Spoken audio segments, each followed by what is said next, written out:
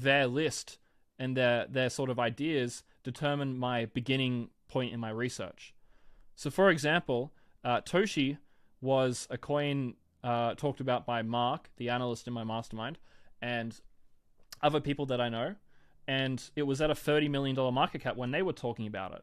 And I don't copy them, I don't copy anyone, so I didn't buy it. And I didn't buy it at $20 million market cap or 10 or 5.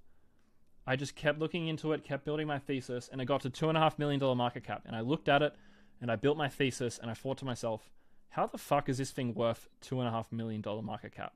Base is going to be the biggest blockchain. How the fuck is this thing so cheap? There is no... Like, every single time a chain goes huge, the dog token pumps.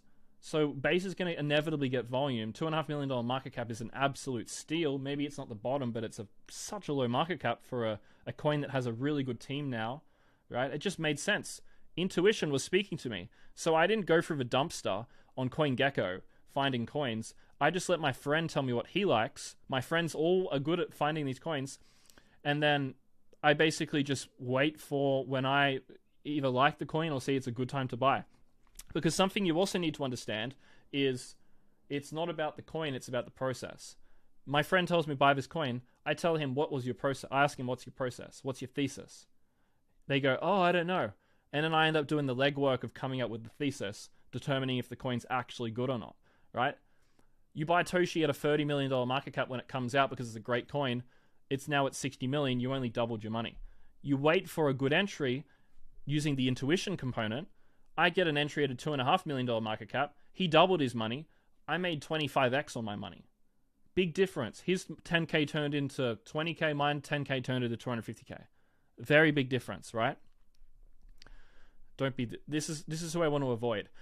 And this is the problem, right? All these courses online teach you how to be this. They're basically dumpster diving retards, right? That's what they teach you.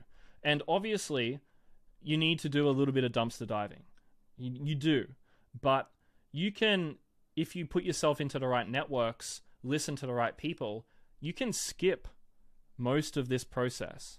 Right? You don't have to be the dumpster diver, right? You can just let other people do that for you, right? But you obviously do need to have this component, and you will learn this over time. But if you want to learn how to do this component, you're better off watching these sort of videos by people who don't make money, right? Using some stupid tool where it's like, oh yeah, look, this one went up the most, so it's worth looking into, as if that's how you should determine buying a coin or not. The fact that it's gone up a lot, so stupid. But anyway, my network, again, this is me. This is what I do, right? You don't have to copy me. This is what I do. My network helps me cut down my time investment because they do the initial research process.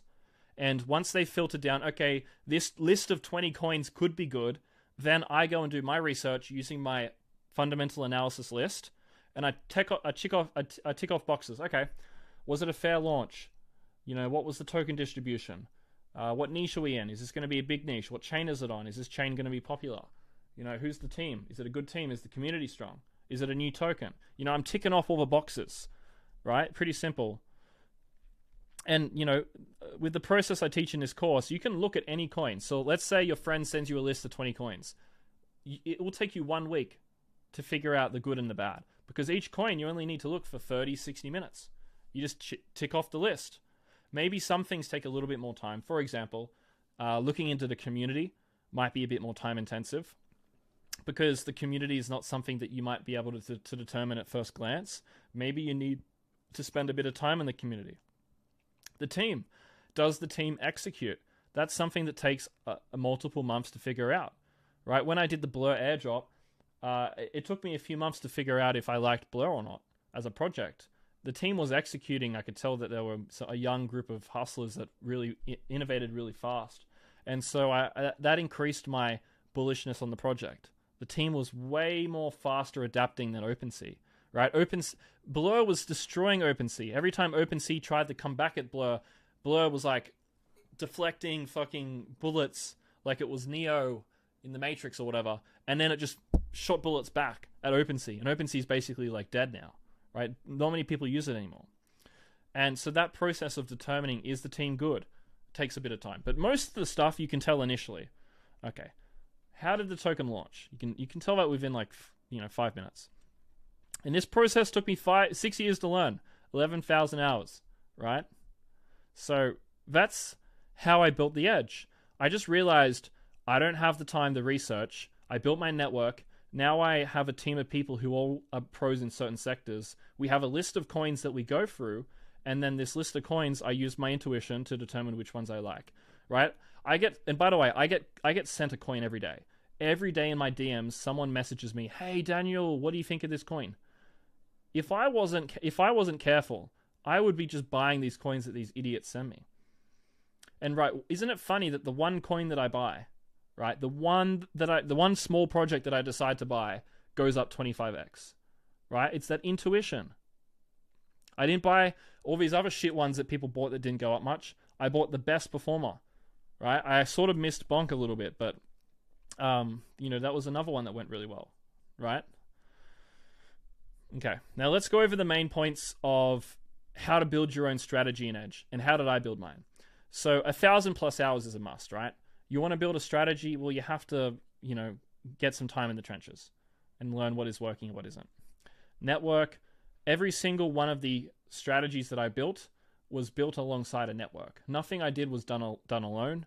I always had people that I partnered with, whether it was a coder, whether it was someone in the trenches researching, whether it was someone who helped me design the routes for the airdrop farming. There was always someone there that I partnered with, okay? You can't do anything alone. Test, test, test. A good strategy must be refined over time. Testing is crucial to make sure it actually works. So you have to back test, you have to forward test, lots of testing. Your edge can entirely just be built through access to deals others can't get. So for example, if your only edge was investing into these deals, that is an entire edge in and of itself. It was the networking to get you access to this, right? If you can find a way to get these deals, then you're fucking sweet, right? That's your edge. Sometimes it doesn't have to be 1,000 hours. Maybe the 1,000 hours was the networking, right? Again, trial and error is the best teacher. There is no shortcut to refining your own edge and strategy. This relates back to the 1,000 hours, right? And there is enough data online that you can pretty much use the free data online and some of the paid data to build your own investing system. You don't really need to make your own. You can just use other people's data. So for example, I do use some existing data on the internet. I'll give you a couple examples. So I didn't design this. I don't look into how it's coded. But look, this data, I just load it up sometimes. So your strategy could be using these data sets. It could be saying, okay, I need to see confluence amongst this data, maybe this data set that I'm going to show you here.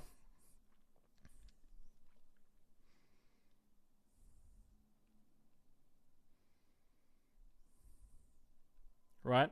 Maybe you want to combine this data, so you wait for it to go into the green, and then you wait for the bids to appear, right? You wait for people to begin bidding during a period where everyone's in a loss, right? And you use this one, boom, that's a strategy. That could be a strategy. You don't have to design your own thing. And also, if you're coding a system, make sure that you're using real data, not fake data. We sort of went over this before. There should be a range in your system in terms of what the inputs could be, right?